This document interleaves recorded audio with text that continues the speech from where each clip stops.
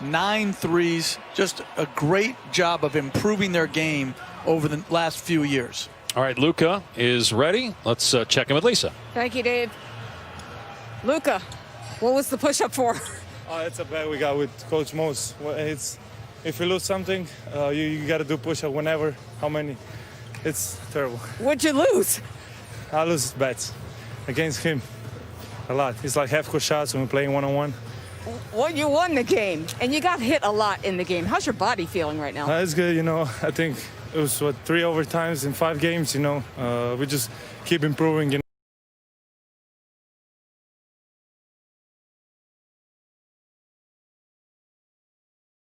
The Milwaukee is an amazing team, and we just keep improving, and, we got to play like this. Luka, you guys were down 7 with less than 2 minutes to go in the game, and you went on a run, tied the game, went up 9 in overtime. What was really working for you guys then during that 16-0 run? I think defensive end, Giannis is a MVP, he's a hell of a player. It's like almost impossible to stop him, and we did a great job, especially Maxi, Dodo. They were on him, but, it's tough to stop him, but we trust in each other and just keep going. And how about for you personally, your 3rd triple-double here in Orlando, your career high in assists with 19. I asked you this before the game. Did you know you had 19 assists, career high? No. I asked you this before the game, and I asked you now, what is feeling good with your game right now? I'm feeling fresh, just trying to make the right decision. Sometimes I take a shot that I shouldn't have, try to get my teammates involved. And, getting better in defensive end for me is important thing for the team, and that's what I got to work on more. Thank you, Luka. Congratulations on the win. Dave? The future is whatever he wants it to be. It's as good as he wants it. The experience that there just isn't any, as nobody's been in a bubble situation like this. How close do you feel like you guys are getting? LeBron, pretty simple question. It was your best game of the bubble and AD's worst. How do you assess if you could replicate stuff from this to a week from now when it's actually the playoffs? I don't understand your question. Do you just kind of throw it in the wash, the fact that you played really well, AD played not really well, so you can kind of throw that out? And then what beyond that can you take that would be positive signs for if this was a playoff game? There's no way you can say that if it was a playoff game. If it was a fifth, we all be drunk.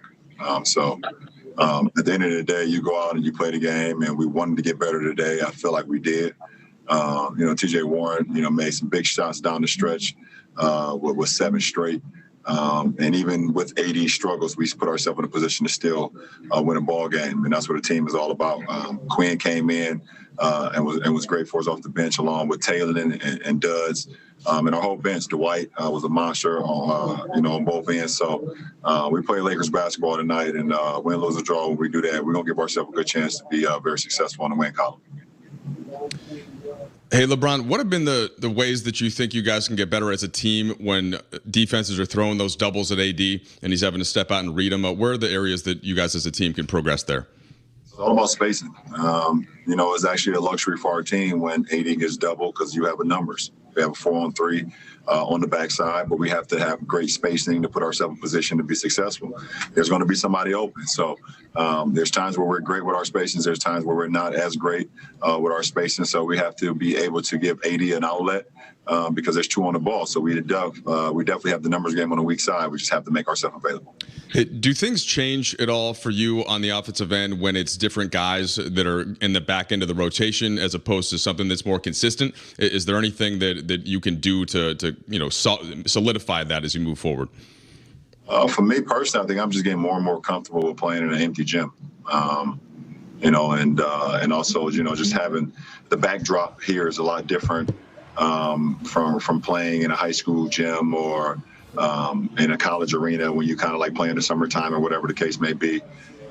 Very dark, extremely dark, and it's literally you can hear a feather hit the ground. So I think I'm just getting more and more comfortable personally with my game playing here in the bubble. So, who's ever out on the floor, I just try to read and react, make myself available offensively, looking for my shot, but always looking for my pass and for my teammates, and just playing the game the right way.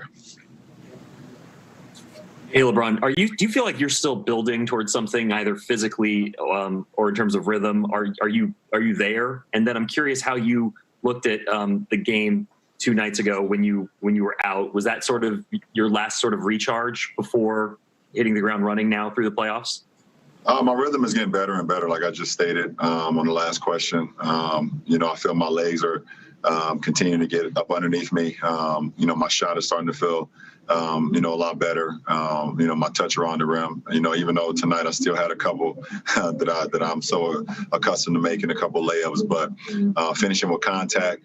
Getting into the paint, making passes on time, on target, my ball handling. I've done a great job of not turning the ball over for as much I've been, initiating the offense. So those are all good positive things, not only for myself, but for our team. Just got to continue to work that. Calgoon? The other night we were here, you said you were still adjusting some things that you didn't really want to get into. Is the empty gym aspect, the sort of playing without fans, the backdrop, is that part of that you were still adjusting? No, that was not what I was talking about the other night. But that, something today. But that's not what I was referring to.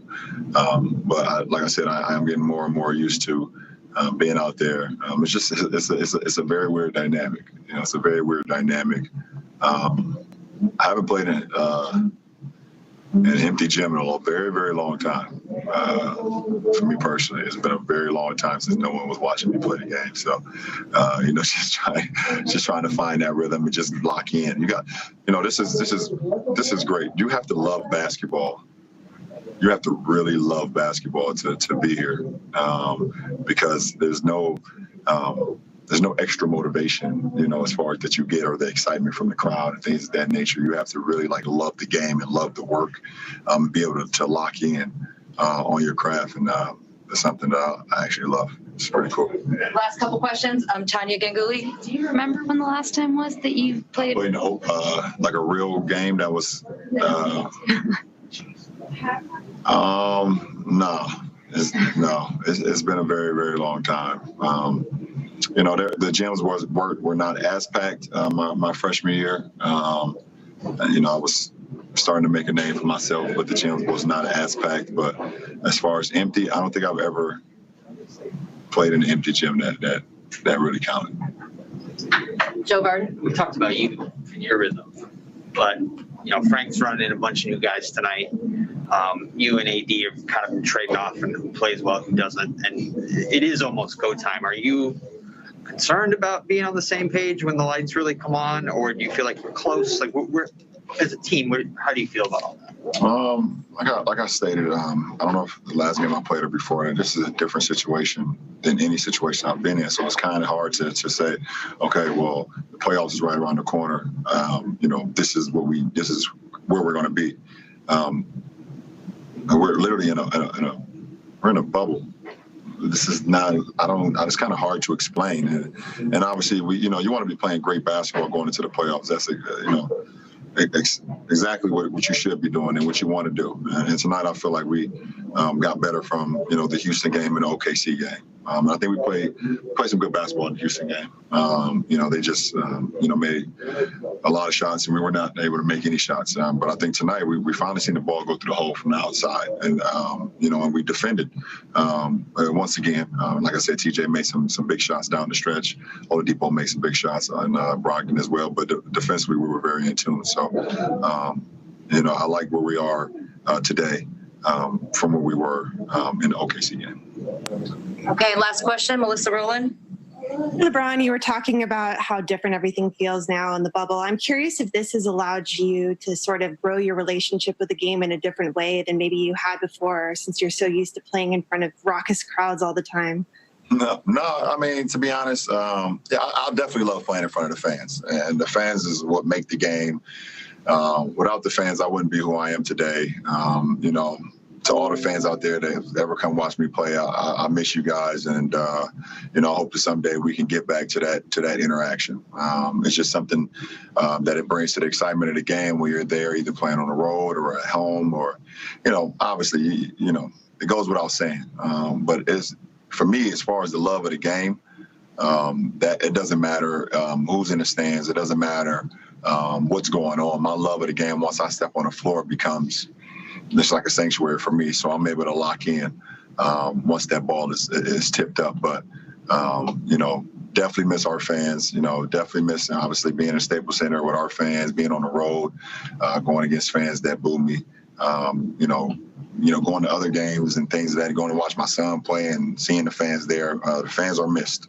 And, I hope that someday, like I said, the pandemic and, the COVID can get, under wraps and we can take all the precautions that's needed. And we can get it figured out in America where we can get our fans back into arenas and stadiums and gyms and things of that nature, because I think it's just huge for sports. More to come on Action.